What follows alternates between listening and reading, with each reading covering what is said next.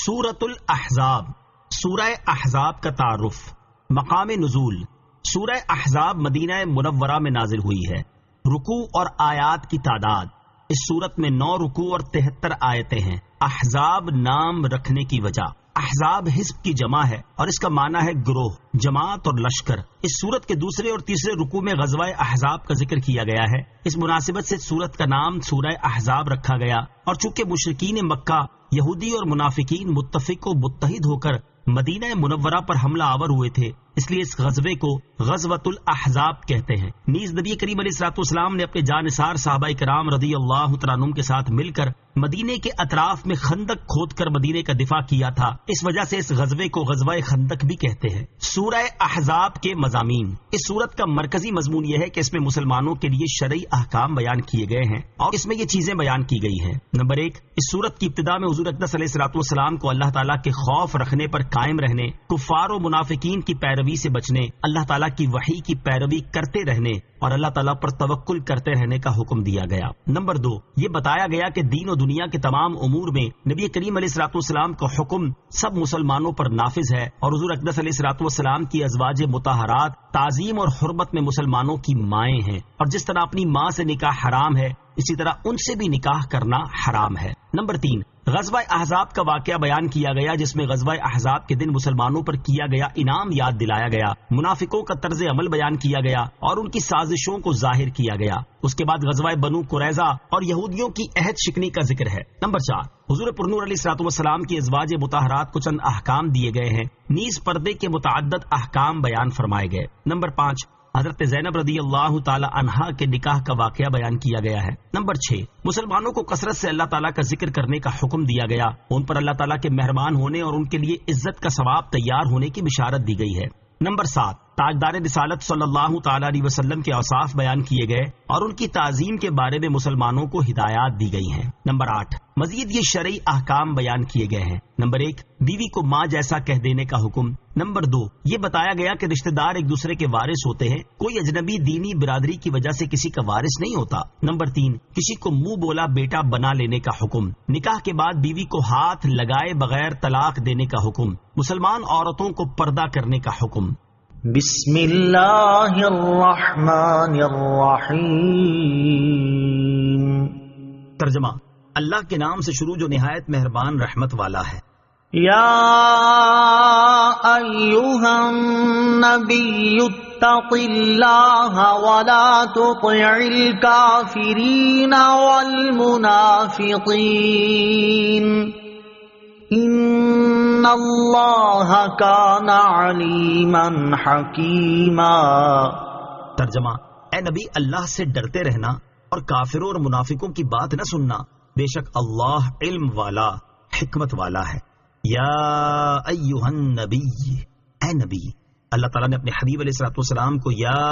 ایہا النبی کے ساتھ خطاب فرمایا، جس کی معنی یہ ہے ہماری طرف سے خبریں دینے والے، ہمارے اسرار کے امین، ہمارا خطاب ہمارے پیارے بندوں کو پہنچانے والے۔ نام پاک کے ساتھ یعنی یا محمد کہہ کر خطاب نہ فرمایا، جیسا کہ دوسرے انبیاء کرام علیہ الصلوۃ والسلام کو خطاب فرمایا ہے۔ اس سے مقصود آپ صلی اللہ تعالی علیہ وآلہ وسلم کی عزت و تکریم، آپ کا احترام اور آپ کی فضیلت کو ظاہر کرنا ہے۔ علامہ اسماعیل حقی رحمۃ اللہ تعالی فرماتے ہیں، اللہ تعالیٰ نے نبی کریم علیہ الصلوۃ والسلام کو ان نبی کے ساتھ ندا کی ہے، نام کے ساتھ ندا کرتے ہوئے یا محمد نہیں فرمایا، جس طرح دوسرے انبیاء علیہ الصلوۃ والسلام کو ندا کرتے ہوئے فرمایا کہ یا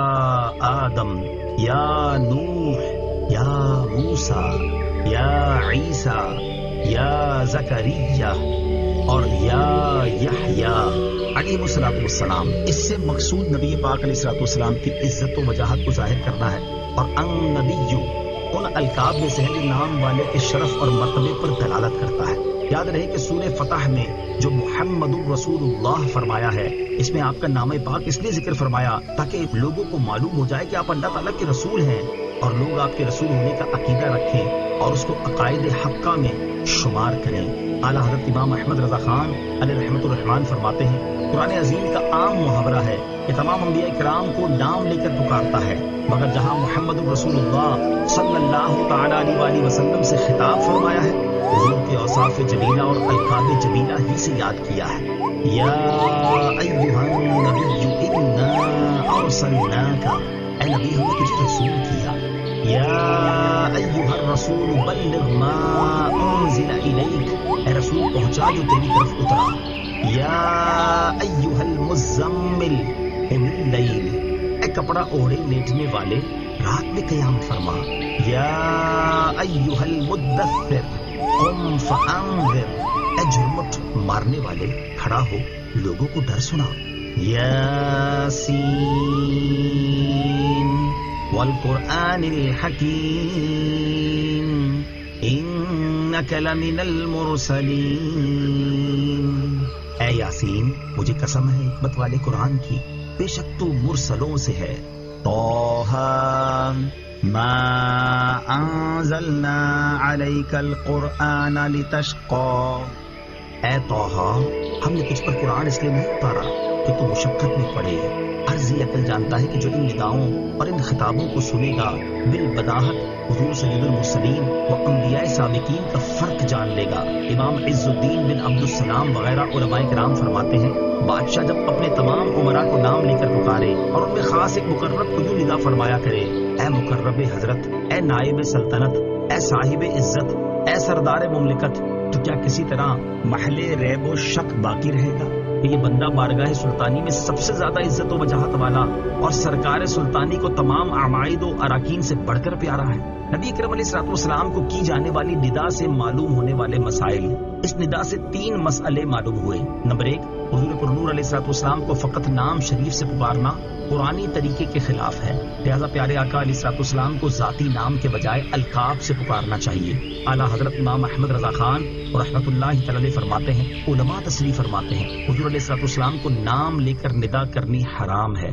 اور واقعی محل انصاف ہے. جسے اس کا مالک و مولا تبارک و تعالی نام لے کر نہ پکارے، غلام کی کیا مجال کہ راہ ادب سے تجاوز کرے. نمبر 2، حضور اقدس علیہ الصلوۃ والسلام کے ذاتی نام شریف محمد و احمد ہیں، جبکہ آپ کے القاب اور صفاتی نام شریف بہت ہیں. نبی بھی آپ کے القاب میں سے ہے. نمبر 3، رب تعالیٰ کی بارگاہ میں نبی پاک علیہ الصلوۃ والسلام کی عزت تمام رسولوں سے زیادہ ہے کہ اور انبیاء کرام علیہ الصلوۃ والسلام کو ان کے نام شریف سے پکارا، مگر ہمارے حضور پرنور علیہ الصلوۃ والسلام کو لقب شریف سے یاد فرمایا. یا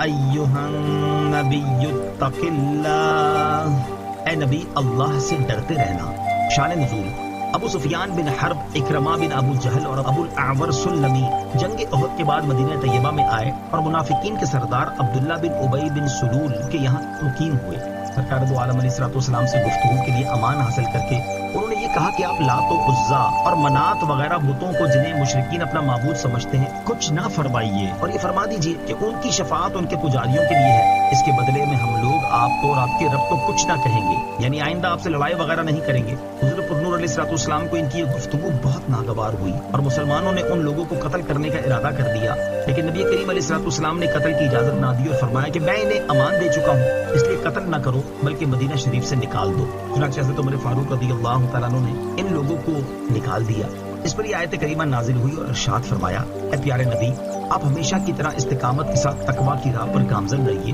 اور کافروں اور منافقوں کی شریعت کے برخلاف بات نہ ماننے پر قائم رہیے. بعض مفسرین فرماتے ہیں کہ اس آیت میں خطاب تو حضور اقدس علیہ الصلوۃ والسلام کے ساتھ ہے اور مقصود آپ کی امت سے فرمانا ہے کہ جب نبی اکرم علیہ الصلوۃ والسلام نے امان دے دی تو تم اس کے پابند رہو اور عہد توڑنے کا ارادہ نہ کرو اور کفار و منافقین کی خلاف شرع بات نہ مانو. یہودیوں، عیسائیوں، مجوسیوں اور دیگر کفار کی مخالفت کا حکم. سید المرسلین علیہ الصلوۃ والسلام خود بھی کافروں اور منافقوں کے طریقوں کی مخالفت فرمایا کرتے تھے اور آپ نے اپنی امت کو بھی ان کے طریقوں کی مخالفت کرنے کا حکم ارشاد فرمایا ہے. چنانچہ بخاری شریف کی حدیث ہے، حضرت ابو ہریرہ رضی اللہ تعالیٰ عنہ سے روایت ہے، رسول اکرم صلی اللہ تعالیٰ علیہ وسلم نے ارشاد فرمایا، بے شک یہودی اور عیسائی سفید بالوں کو نہیں رنگتے، سو تم ان کی مخالفت کرو. مسلم شریف کی حدیث ہے. آپ رضی اللہ تعالیٰ عنہ سے ہی روایت ہے کہ حضور پرنور علیہ الصلوۃ والسلام نے ارشاد فرمایا، مونچھیں پست کرو اور داڑھی بڑھاؤ، مجوسیوں کی مخالفت کرو. حضرت عبداللہ ابن عباس رضی اللہ تعالیٰ عنہما سے روایت ہے، نبی کریم علیہ الصلوۃ والسلام نے ارشاد فرمایا، عاشورہ کے دن روزہ رکھو اور اس میں یہودیوں کی اس طرح مخالفت کرو کہ عاشورہ سے ایک دن پہلے یا ایک دن بعد بھی روزہ رکھو. لہذا ہر مسلمان کو چاہیے کہ یہودیوں، عیسائیوں اور دیگر تمام کفار کے طریقوں کی مخالفت کرے اور نبی کریم علیہ الصلوۃ والسلام، صحابہ کرام اور اکابر بزرگان دین کے طریقوں کی پیروی کرے. واتبع ما يوحى إليك من ربك إن الله كان بما تعملون خبيرا وتوكل على الله وكفى بالله وكيلا۔ ترجمہ، اور اس کی پیروی کرتے رہنا جو تمہارے رب کی طرف سے تمہیں وحی کی جاتی ہے، بے شک اللہ تمہارے کاموں سے خبردار ہے، اور اللہ پر بھروسہ رکھو، اللہ کافی کام بنانے والا ہے۔ واتبع ما یوحی الیک، اور اس کی پیروی کرتے رہنا جو تمہاری طرف وحی کی جاتی ہے۔ اس آیت اور اس کے بعد والی آیت کا خلاصہ یہ ہے کہ اے حبیب صلی اللہ تعالی علیہ وسلم، آپ قرآن مجید پر عمل کرتے رہیں اور کافروں کی رائے کو خاطر میں نہ لائیں، اور اے لوگوں، بے شک اللہ تعالیٰ تمہارے سب کاموں سے خبردار ہے، اور تمہارے جیسے عمل ہوں گے ویسی تمہیں جزا دے گا۔ اور اے حبیب صلی اللہ علیہ وسلم، آپ نے اپنے معاملات میں اللہ تعالیٰ پر جو بھروسہ رکھا ہے اس پر قائم رہیں، اور اللہ تعالیٰ کافی کام بنانے والا ہے۔ ما جعل الله لرجل من قلبين في جوفه وما جعل أزواجكم اللائي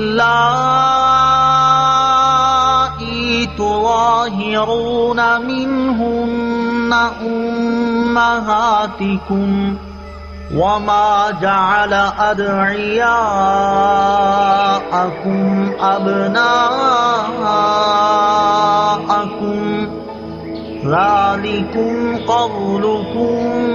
بأفواهكم والله يقول الحق وهو يهدي السبيل۔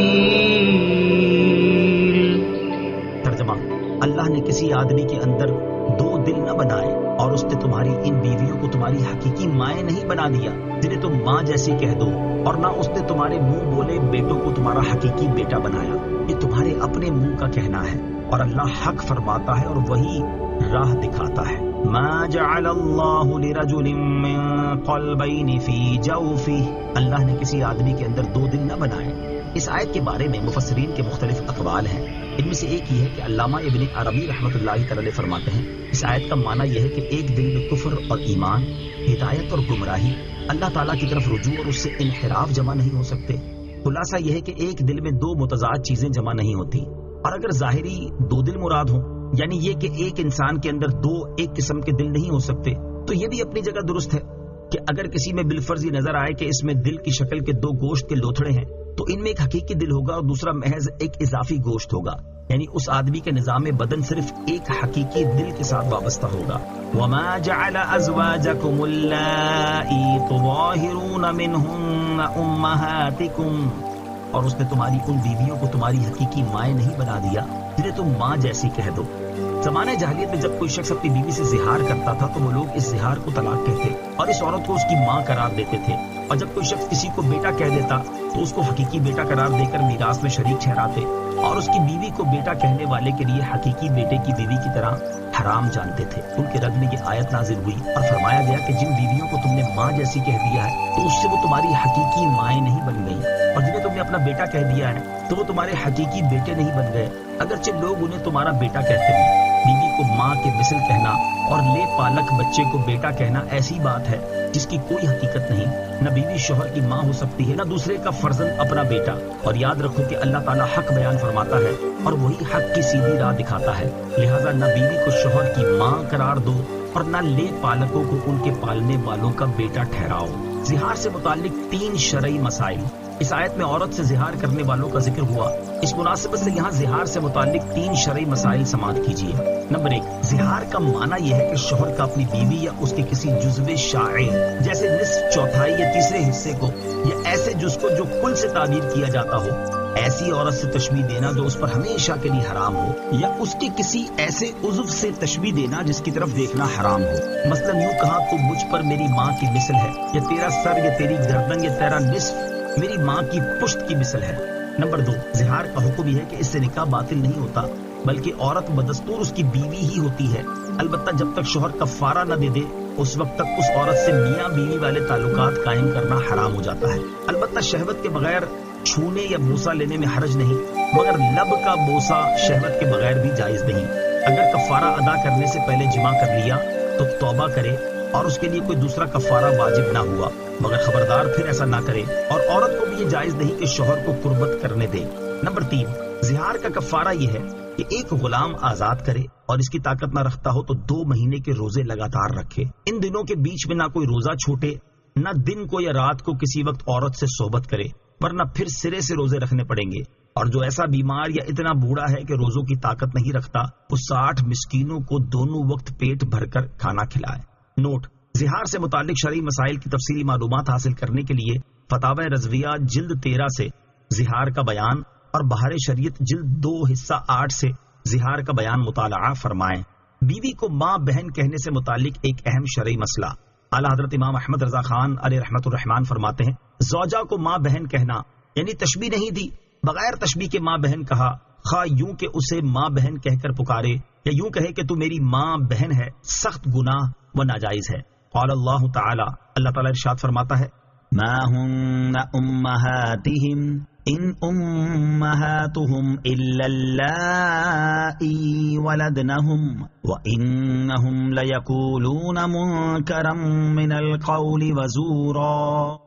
جوریں یعنی بیویاں ان کی مائیں نہیں، ان کی مائیں تو وہی ہیں جنہوں نے انہیں جنا ہے، اور وہ بے شک بری اور جھوٹی بات کہتے ہیں، مگر اس سے نہ نکاح میں خلل آئے نہ توبہ کے سوا کچھ اور لازم ہو۔ اس شرعی مسئلے کو سامنے رکھتے ہوئے ان لوگوں کو اپنے طرز عمل پر غور کرنے کی ضرورت ہے جو تنگ آ کر یا مذاق مسخری میں اپنی بیوی سے یوں کہہ دیتے ہیں کہ او میری ماں، بس کر، جا بہن، چلی جا وغیرہ۔ انہیں چاہیے کہ پہلے جتنی بار ایسا کہہ چکے اس سے توبہ کریں اور آئندہ خاص طور پر احتیاط سے کام لیں۔ ذالکم قولکم بافواہکم، یہ تمہارے اپنے منہ کا کہنا ہے۔ آیت کے اس حصے میں اشارہ بیوی کو ماں کہہ دینے اور کسی کے بیٹے کو اپنا بیٹا کہہ دینے دونوں کی طرف ہے، یا صرف کسی کے بیٹے کو اپنا بیٹا کہہ دینے کی طرف ہے، کیونکہ سابقہ کلام سے مقصود یہی ہے، یعنی تمہارا کسی کو اے میرے بیٹے کہنا تمہارے اپنے منہ کا کہنا ہے جس کی کوئی حقیقت نہیں۔ مفسرین نے اس آیت کے تحت لکھا ہے کہ نبی کریم علیہ الصلوۃ والسلام نے جب حضرت زینب بنت جحش رضی اللہ تعالی عنہا سے نکاح کیا تو یہودیوں اور منافقوں نے اعتراض کرتے ہوئے کہا کہ حضرت محمد مصطفیٰ صلی اللہ تعالی علیہ وسلم نے اپنے بیٹے زید کی بیوی سے شادی کر لی ہے۔ اس کا پس منظر یہ ہے کہ حضرت زید رضی اللہ تعالیٰ کو بچپن میں ام المومنین حضرت خدیجہ رضی اللہ تعالی عنہا نے سرکار دو عالم علیہ الصلوۃ والسلام کی خدمت میں ہبہ کر دیا تھا۔ حضور پرنور علیہ الصلوۃ والسلام نے انہیں آزاد کر دیا، تب بھی وہ اپنے باپ کے پاس نہ گئے بلکہ حضور اقدس علیہ الصلوۃ والسلام ہی کی خدمت میں رہے۔ پیارے آقا علیہ الصلوۃ والسلام ان پر شفقت و کرم فرماتے تھے، اس لیے لوگ انہیں نبی پاک علیہ الصلوۃ والسلام کا فرزند کہنے لگے۔ حضرت زینب پہلے حضرت زید کے نکاح میں تھی، اور جب حضرت زید رضی اللہ تعالیٰ عنہ نے انہیں طلاق دے دی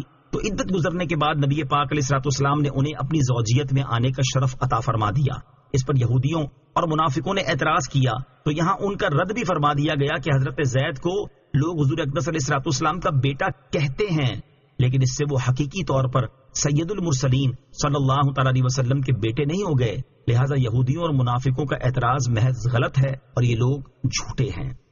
ادعوهم لآبائهم هو أقسط عند الله فإن لم تعلموا آباءهم فإخوانكم في الدين ومواليكم وَلَيْسَ عَلَيْكُمْ جُنَاحٌ فِيمَا أَخْطَأْتُمْ بِهِ وَلَكِنْ مَا تَعَمَّدَتْ قُلُوبُكُمْ وَكَانَ اللَّهُ غَفُورًا رَحِيمًا۔ ترجمہ: انہیں ان کے حقیقی باپ ہی کا کہہ کر پکارو، یہ اللہ کے نزدیک زیادہ انصاف کی بات ہے۔ پھر اگر تمہیں ان کے باپ کا علم نہ ہو تو وہ دین میں تمہارے بھائی اور تمہارے دوست ہیں، اور تم پر اس میں کچھ گناہ نہیں جو لا علمی میں غلطی ہوئی، لیکن اس میں گناہ ہے جس کا تمہارے دلوں نے ارادہ کیا، اور اللہ بخشنے والا مہربان ہے۔ ادعوهم لآبائهم، انہیں ان کے حقیقی باپ ہی کا کہہ کر پکارو۔ اس سے پہلی آیت میں لے پالک بچے کو پالنے والوں کا بیٹا قرار دینے سے منع کیا گیا، اور اس آیت میں یہ فرمایا جا رہا ہے کہ تم ان بچوں کو ان کے حقیقی باپ ہی کی طرف منسوب کر کے پکارو۔ یہ اللہ تعالیٰ کے نزدیک زیادہ انصاف کی بات ہے۔ پھر اگر تمہیں ان کے باپ کا علم نہ ہو اور اس وجہ سے تم انہیں ان کے باپوں کی طرف منسوب نہ کر سکو تو وہ تمہارے دینی بھائی اور دوست ہیں اور انسانیت کے ناطے تمہارے چچا زاد ہیں، تو تم انہیں اپنا بھائی یا اے بھائی کہو، اور جس کے لے پالک ہے اس کا بیٹا نہ کہو۔ اور ممانعت کا حکم آنے سے پہلے تم نے جو لا علمی میں لے پالکوں کو ان کے پالنے والوں کا بیٹا کہا، اس پر تمہاری گرفت نہ ہوگی۔ البتہ اس صورت میں تم گنہگار ہوگے جب ممانعت کا حکم آ جانے کے بعد تم جان بوجھ کر لے پالک کو اس کے پالنے والے کا بیٹا کہو۔ اللہ تعالیٰ کی شان یہ ہے کہ وہ بخشنے والا مہربان ہے، اسی لیے وہ غلطی سے ایسا ہو جانے پر گرفت نہیں فرماتا، اور جس نے جان بوجھ کر ایسا کیا ہو اس کی توبہ قبول فرماتا ہے۔ گود لیے ہوئے بچے کے حقیقی باپ کے طور پر اپنا نام استعمال کرنے کا شرعی حکم۔ بچہ گود لینا جائز ہے، لیکن یہ یاد رہے کہ گود میں لینے والا عام بول چال میں یا کاغذات وغیرہ میں اس کے حقیقی باپ کے طور پر اپنا نام استعمال نہیں کر سکتا، بلکہ سب جگہ حقیقی باپ کے طور پر اس بچے کے اصلی والد ہی کا نام استعمال کرنا ہوگا، اور اگر اصلی باپ کا نام معلوم نہیں تو اس کی معلومات کروا کر باپ کے طور پر حقیقی باپ کا نام لکھنا ہوگا، اور اگر کوشش کے باوجود کسی طرح اس کے اصلی باپ کا نام معلوم نہ ہو سکے تو گود لینے والا گفتگو میں حقیقی باپ کے طور پر اپنا نام ہرگز استعمال نہ کرے، اور نہ ہی بچہ اسے حقیقی والد کے طور پر اپنا باپ کہے۔ اسی طرح کاغذات وغیرہ میں سرپرست کے کالم میں اپنا نام لکھے، حقیقی والد کے کالم میں ہرگز نہ لکھے۔ اگر جان بوجھ کر خود کو حقیقی باپ کہے یا لکھے گا تو یہ بھی ان دو وعیدوں میں داخل ہے۔ چنانچہ نمبر 1 بخاری شریف کی حدیث ہے، حضرت سعد رضی اللہ تعالی عنہ سے روایت ہے، حضور اقدس صلی اللہ تعالی علیہ وآلہ وسلم نے ارشاد فرمایا، جس شخص کو یہ معلوم ہو کہ اس کا باپ کوئی اور ہے اور اس کے باوجود اپنے آپ کو کسی غیر کی طرف منسوب کرے تو اس پر جنت حرام ہے۔ حدیث نمبر 2 مسلم شریف کی حدیث ہے، حضرت علی المرتضیٰ کرم اللہ تعالی وجہ الکریم سے روایت ہے، نبی کریم صلی اللہ تعالی علیہ وسلم نے ارشاد فرمایا، جس شخص نے خود کو اپنے باپ کے غیر کی طرف منسوب کیا، یہ جس غلام نے اپنے آپ کو اپنے مولا کے غیر کی طرف منسوب کیا، اس پر اللہ عز و جل کی، فرشتوں کی اور تمام لوگوں کی لعنت ہو۔ قیامت کے دن اللہ عز و جل اس کا کوئی فرض قبول فرمائے گا نہ نفل۔ اس سے ان لوگوں کو نصیحت حاصل کرنی چاہیے کہ جو اپنے ہاں اولاد نہ ہونے کی وجہ سے یا ویسے ہی کسی دوسری کی اولاد گود میں لیتے ہیں اور اپنے زیر سایہ اس کی پرورش کرتے ہیں اور اس کی تعلیم و تربیت کے اخراجات برداشت کرتے ہیں، ان کا یہ عمل تو جائز ہے، لیکن ان کی یہ خواہش اور تمنا ہرگز درست نہیں کہ حقیقی باپ کے طور پر پالنے والے کا نام استعمال ہو، اور نہ ہی ان کا یہ عمل جائز ہے، کیونکہ اللہ تعالیٰ نے ارشاد فرما دیا ہے کہ ادعوہم لآبائہم،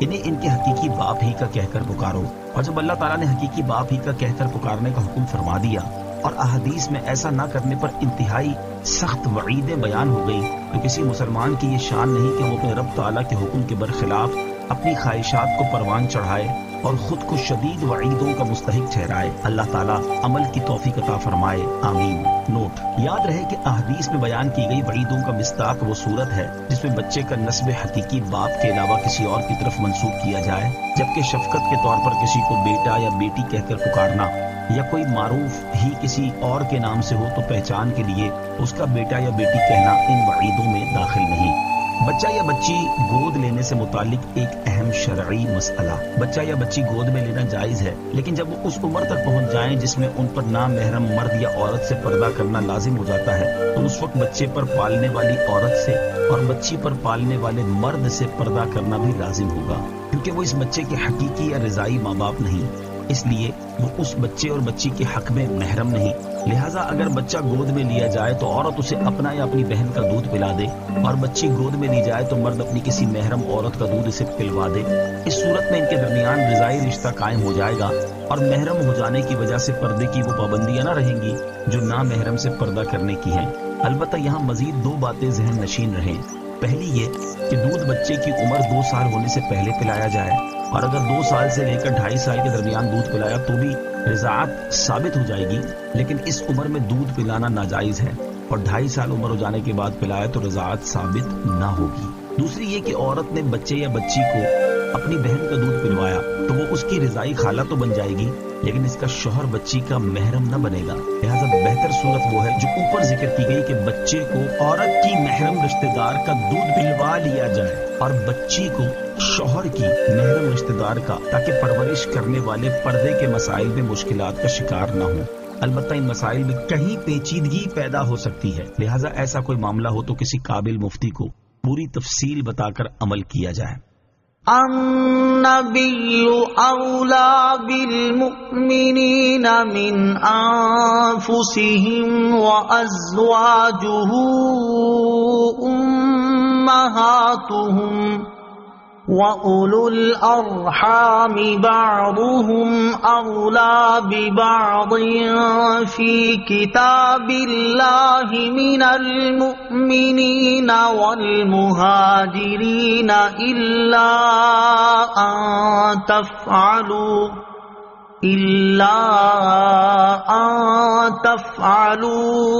إِلَى أَوْلِيَائِكُمْ معروفا کان ذلک فی الکتاب مسطورا۔ ترجمہ: یہ نبی مسلمانوں کے ان کی جانوں سے زیادہ مالک ہیں اور ان کی بیویاں ان کی مائیں ہیں، اور مومنوں اور مہاجروں سے زیادہ اللہ کی کتاب میں رشتہ دار ایک دوسرے سے زیادہ قریب ہیں، مگر یہ کہ تم اپنے دوستوں پر احسان کرو، یہ کتاب میں لکھا ہوا ہے۔ النبی اولا بالمؤمنین من انفسهم، یہ نبی مسلمانوں کے ان کی جانوں سے زیادہ مالک ہیں۔ اولا کے معنی ہے زیادہ مالک، زیادہ قریب، زیادہ حقدار۔ یہاں تینوں معنی درست ہیں، اور اس آیت کا ایک معنی یہ ہے کہ دنیا اور دین کے تمام امور میں نبی کریم علیہ الصلوۃ والسلام کا حکم مسلمانوں پر نافذ اور آپ کی اطاعت واجب ہے، اور آپ کے حکم کے مقابلے میں نفس کی خواہش کو ترک کر دینا واجب ہے۔ دوسرا معنی یہ ہے کہ نبی اکرم علیہ الصلوۃ والسلام مومنین پر ان کی جانوں سے زیادہ نرمی، رحمت اور لطف و کرم فرماتے ہیں، اور انہیں سب سے زیادہ نفع پہنچانے والے ہیں، جیسا کہ ایک اور مقام پر اللہ تعالیٰ ارشاد فرماتا ہے بالمؤمنین رؤوف الرحیم۔ ترجمہ: مسلمانوں پر بہت مہربان، رحمت فرمانے والے ہیں۔ اور حضرت ابو ہریرہ رضی اللہ تعالیٰ عنہ سے روایت ہے، سید المرسلین صلی اللہ تعالی علیہ وآلہ وسلم نے ارشاد فرمایا، میری مثال اور لوگوں کی مثال ایسی ہے جیسے کسی شخص نے آگ جلائی، جب اس نے اپنے ماحول کو روشن کیا تو پروانے اور آگ میں گرنے والے کیڑے اس میں گرنا شروع ہو گئے، تو وہ آدمی انہیں آگ سے ہٹانے لگا، لیکن وہ اس پر غالب آ کر